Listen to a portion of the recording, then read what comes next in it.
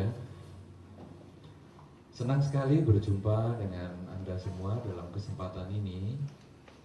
Dan memang kalau diceritakan dulu sih saya memang bukan Buddhis. Sejak dalam kandungan bukan Buddhis. Turunan saya, maksud saya bukan turunan, atasan saya. Kalau turunan kan di bawahnya.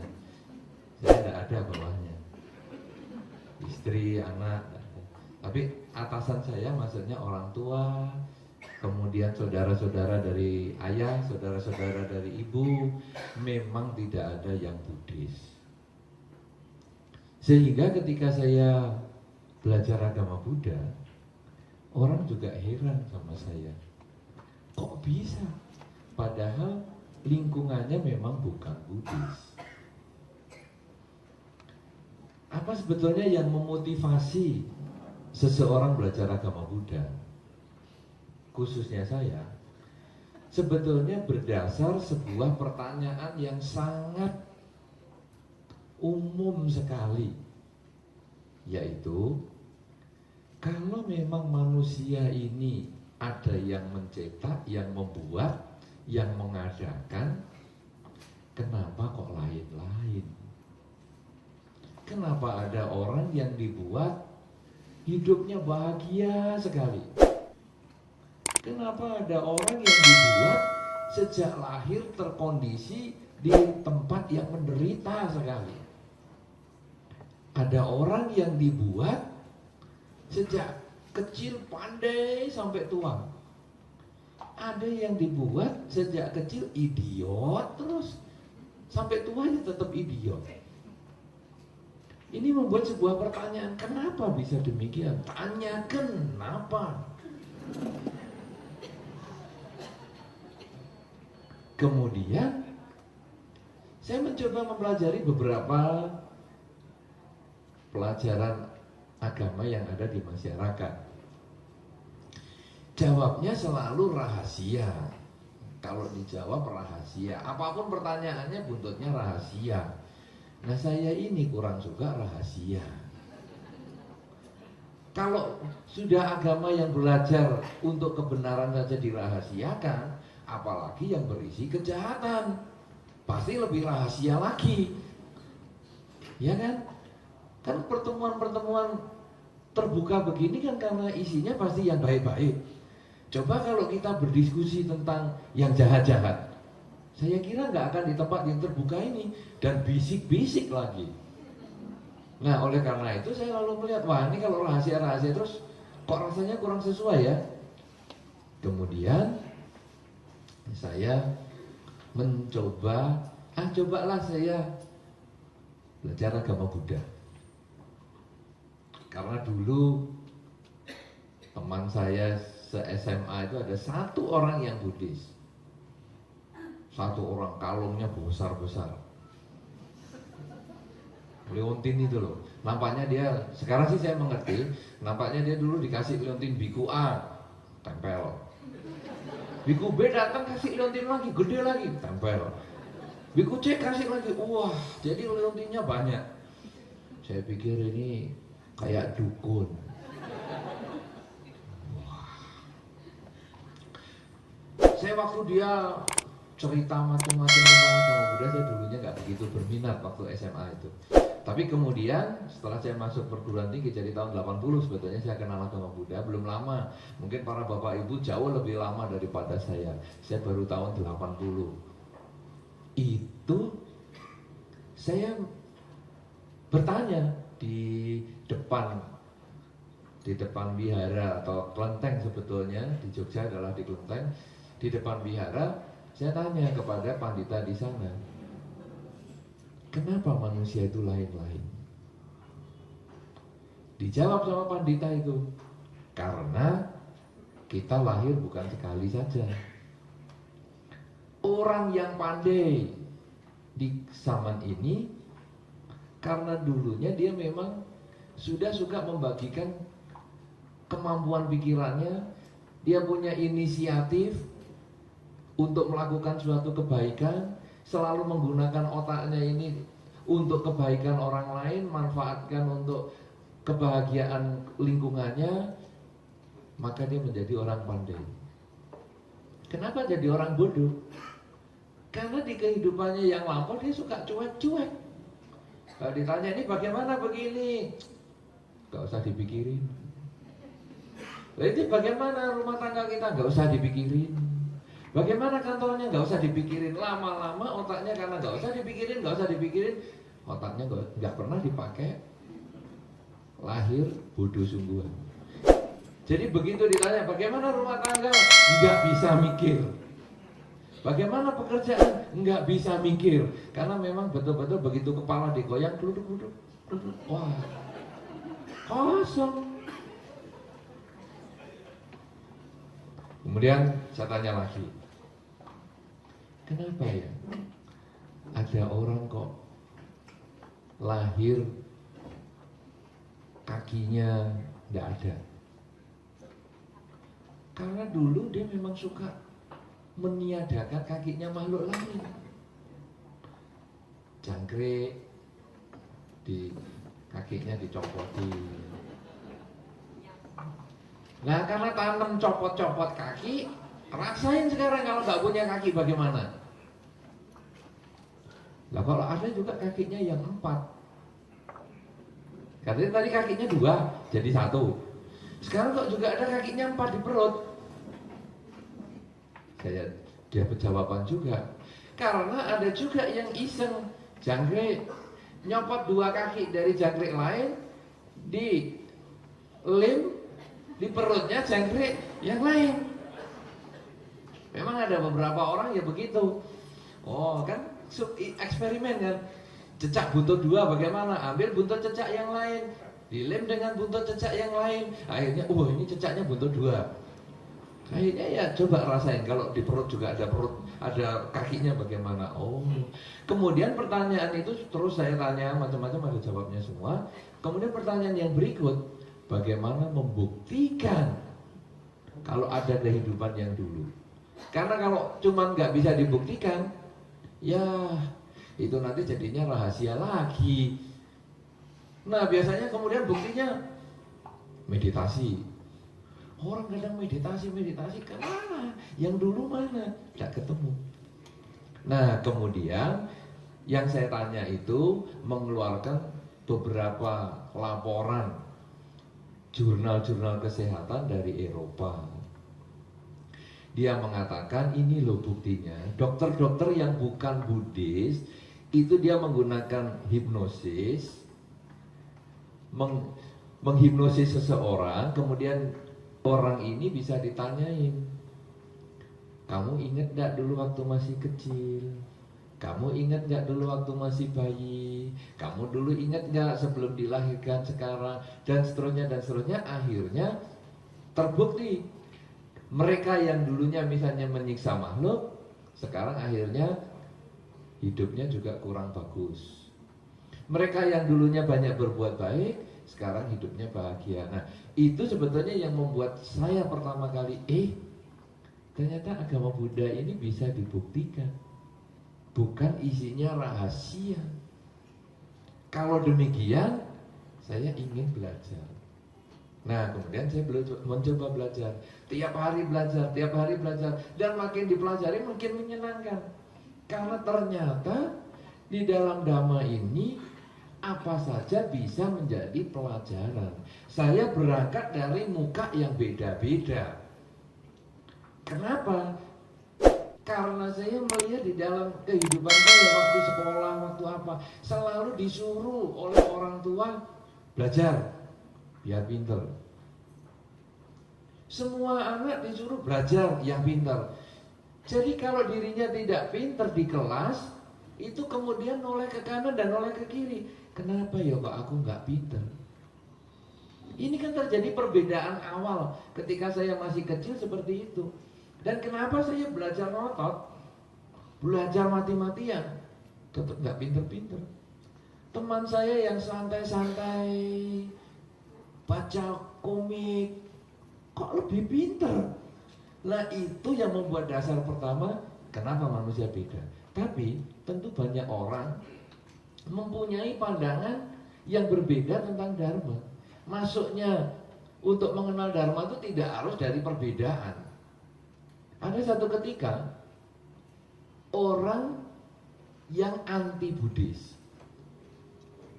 Dulu sebenarnya saya juga anti Buddhis, tapi itu sudah cerita lama. Sekarang saya cerita orang lain yang anti Buddhis. Dia datang ke wihara untuk menunjukkan anti Buddhisnya. Lalu dia ngomong, Bapak Biku, saya itu orang yang tidak suka agama Buddha. Lo ngapain? Kamu ke wihara tidak suka? Karena saya kasihan sama Bapak Biku. Saya kepingin Bapak Biku jangan jadi biku, juga jangan jadi Buddhis. Saya kasihan, saya mau menyelamatkan. Wah, terima kasih, terima kasih. Lo ketemu orang yang niat baik, kenapa kita tidak ngomong terima kasih kan? Saya ngomong terima kasih. Lalu saya tanya, kenapa? Kenapa kamu kok kepingin menyelamatkan saya? Karena saya melihat umat Buddha itu, ini loh, seneng patung-patung berhala. Saya jawab, patung di dalam agama Buddha bukan untuk dijadikan tempat permintaan. Kalau orang bisa minta selamat kepada patung, saya yakin waktu patungnya digoyang gempa, dia bisa lompat. Pasti dia bisa menyelamatkan dirinya dulu sebelum menyelamatkan orang lain. Umat Buddha tidak menganggap patung sebagai tempat permintaan. Kalau patung bisa bikin kaya, saya yakin ketika orang umat Buddha sembahyang terus kaya, tidak ada umat Buddha yang kerja. Sembahyang semua di depan patung, langsung duit pluk, pluk, pluk. Wah, saya kira ini patung mengalahkan percetaan uang negara. Jegrek, jegrek, jegrek tiap malam. Wah, keluar bendelan, keluar. Tidak.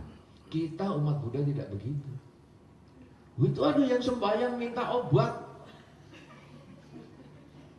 Wah, ini patung bisa sekolah kedokteran nampaknya ini. Orang sakit sembahyang sembuh, tidak perlu ke rumah sakit. Wah, saya katakan bukan demikian. Umat Buddha melihat patung Buddha itu sebagai lambang. Lambang apa ini? Lambang semangat hidup. Pangeran Siddhartha yang dari India, anak raja, meninggalkan istana untuk mencapai cita-citanya. Setiap orang pasti punya cita-cita. Setiap orang pasti punya keinginan. Dan untuk mencapai keinginan itu, dia membutuhkan perjuangan. Pangeran Siddhartha meninggalkan istana, dia untuk mencapai cita-citanya butuh 6 tahun lamanya. 6 tahun berusaha, 6 tahun berjuang dengan keras, dengan mati-matian. Dan akhirnya tercapai kesucian. Itu kalau umat Buddha melihat patung Buddha, apa yang dia inginkan? Dia melihat itu sebagai contoh. Kalau saya punya keinginan, mau usahanya lancar, mau punya pasangan hidup, mau punya apa saja misalnya, saya melihat patung Buddha itu, begitu ada kesulitan, wah kok sulit ya, kerja kok gak sukses-sukses ya. Ya, Pangeran Siddhartha saja 6 tahun berani berjuang, apalagi saya harus berjuang. Jadi begitu lihat patung Buddha, semangat yang loyo-loyo itu akhirnya bangkit. Aku harus berjuang. Itu sebetulnya patung Buddha. Jadi kalau orang yang sakit sembahyang, itu bukan minta obat, tapi loh, saya harus berjuang menemukan dokter yang hebat. Kemana saja saya harus berusaha. Jangan sampai terus saya minta pada patung supaya sembuh, tapi saya berjuang. Karena apa? Karena Pangeran Siddhartha saja berani meninggalkan istana, berani meninggalkan kesenangan untuk mencapai keberhasilan. Nah, orang sakit meninggalkan kesenangan itu apa? Ya disuntik sana, disuntik sini, diperiksa sana, diperiksa sini. Ya sudah, untuk mencapai hasil. Nah, ketika kita mengalami kesulitan dalam pekerjaan, melihat patung Buddha, bukan sembahyang minta rezeki sehingga, loh kok saya sudah sembahyang habis-habisan, dupanya sudah banyak, kok duitnya nggak keluar-keluar di meja sembahyang ini, malah tikus yang datang, kecoak lah, cicak lah. Bukan. Tapi kita lalu berpikir, loh Pangeran Siddhartha saja 6 tahun berani berjuang, meninggalkan kebahagiaan yang di istana. Berarti kalau saya mau sukses dalam pekerjaan, saya harus meninggalkan kesenangan saya, kencangkan ikat pinggang, terus kerja, berjuang, sukses. Nah, ini sebetulnya patung Buddha sebagai lambang. Lalu ngapain? Pakai dukun. Itu kan pekerjaan dukun. Karena saya kalau pergi ke dukun-dukun, katanya si orang yang anti Buddhis tadi, setelah saya terangkan patung Buddha, dia mengerti, lalu dia mencoba yang lain. Nah, itu apa gunanya? Dupa. Dupa itu kan jelas pekerjaannya demit, pekerjaannya setan, pekerjaannya iblis. Saya katakan, umat Buddha pakai dupa itu juga punya lambang, bahwa seperti dupa yang wangi. Umat Buddha itu harus melihat tindakannya dia. Mampu nggak dia setelah memasang dupa yang wangi sehingga harumnya semerbak ke seluruh ruangan itu, mampu nggak dirinya itu juga mewangikan lingkungannya? Dupanya 3. Kenapa? Karena ini mewakili pikiran, ucapan, perbuatan.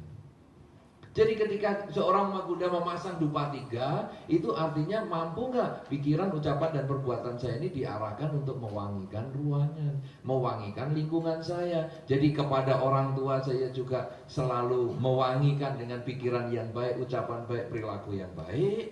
Kepada teman juga demikian, kepada teman kerja, bahkan kepada musuh sekalipun begitu. Karena asapnya dupa itu tidak milih musuh. Jadi kamu tadi kan yang anti Buddhis, waktu saya pasang dupa, itu tidak asapnya itu begitu lihat hidungmu, oh ini anti Buddhis ya, belok dia,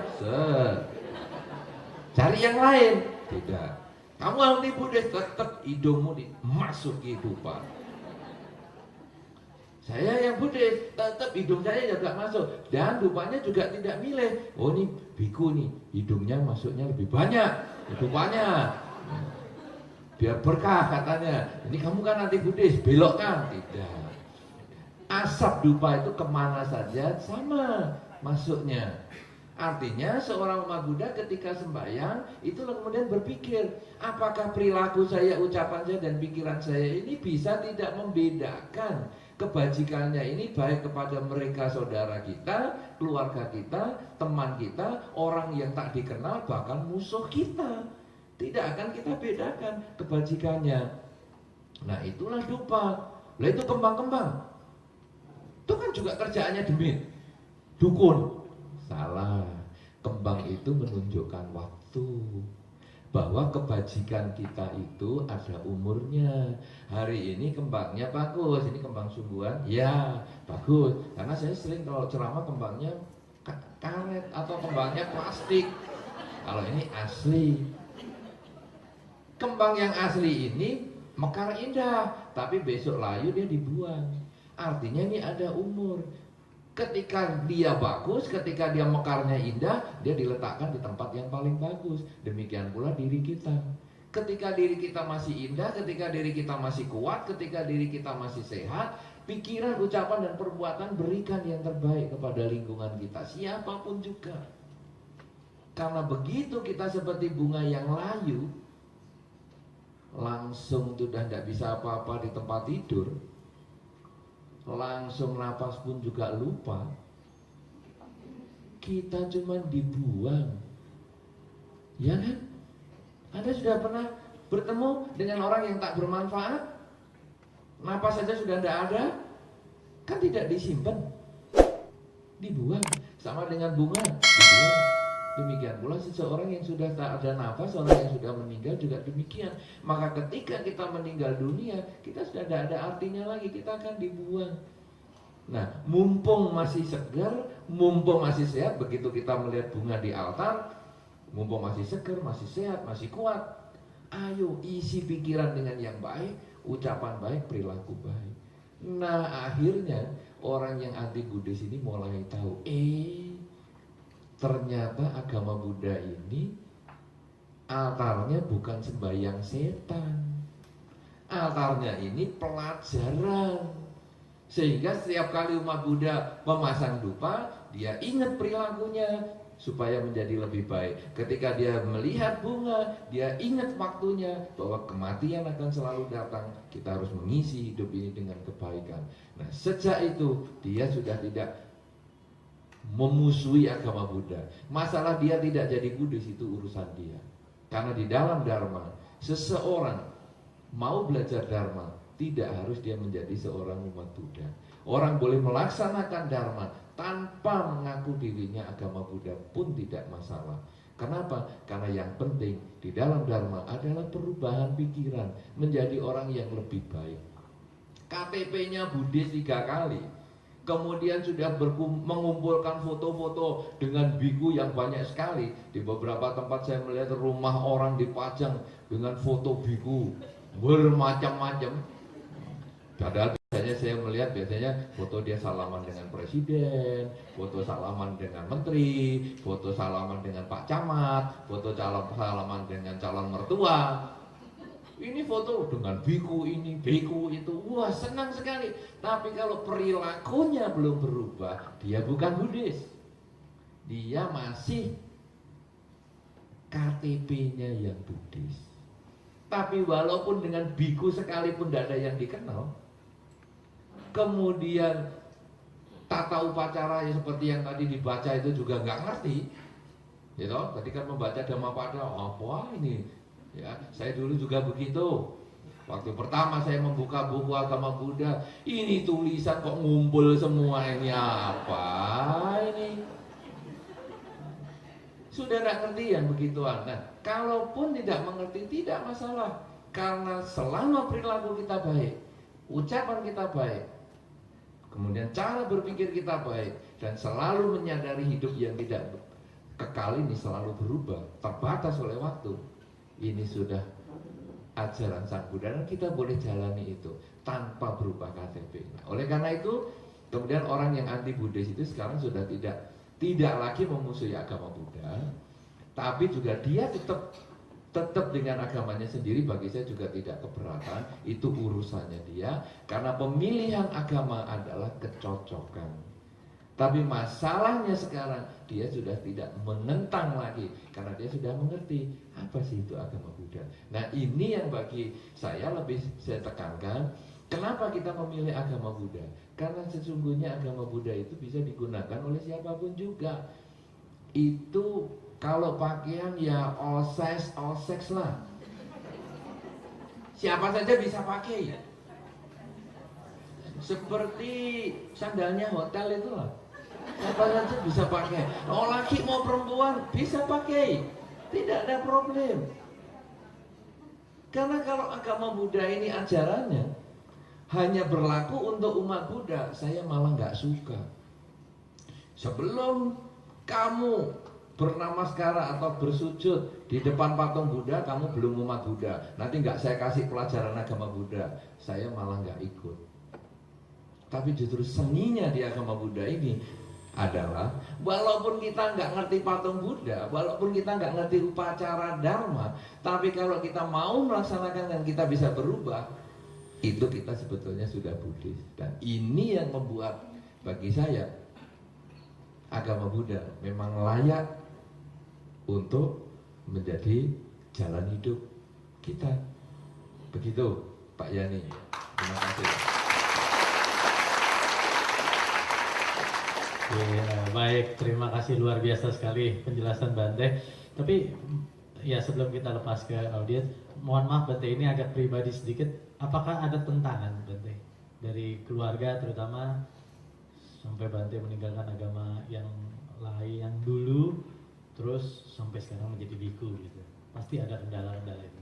Kalau tentangan pemilihan agama tidak ada.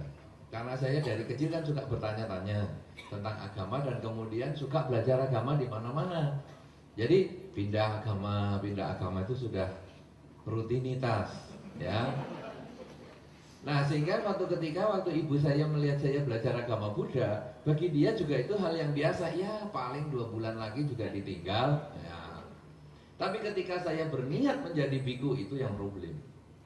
Karena di keluarga kami tidak ada sejarah orang yang tidak kawin.